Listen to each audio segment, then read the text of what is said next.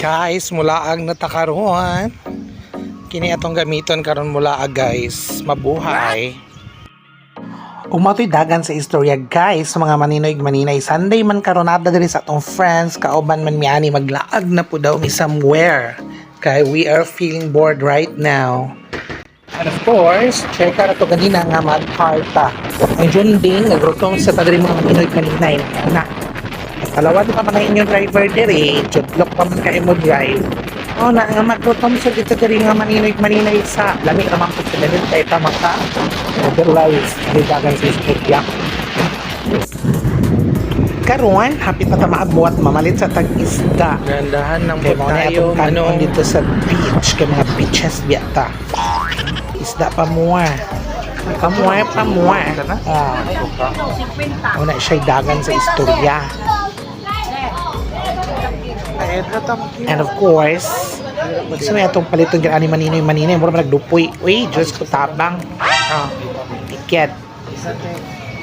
Ano siya pinakadato sa San Pedro? What? Yung ulo, nagdadala ng isda diya pirit. Diyos ko, my God.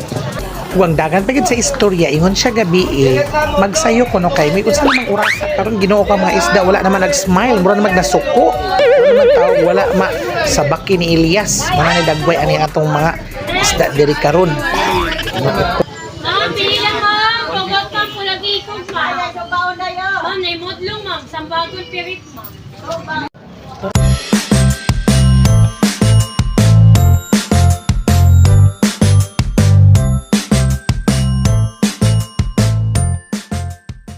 Muna siya dagan sa istorya. Mamili na ta diring dapita na atong mga isda. Kay isda is real man ta diri kay healthy living daw ta. Wala man gusto nga ako ang maninay diri nga kuyog si follow niya sa Facebook sa Rene Akabal. Ang gusto man gud niya is kuan baboy. Muna iyang ganahan kayos memboy sing. Natural man kay Ginoo ko healthy living beta diring dapita mga maninoy. Muna siya. Diyos ko. na maninay. Diya day magsugba. Wala na. Tiyaw mo na. Sabay dagan sa istoryaan na.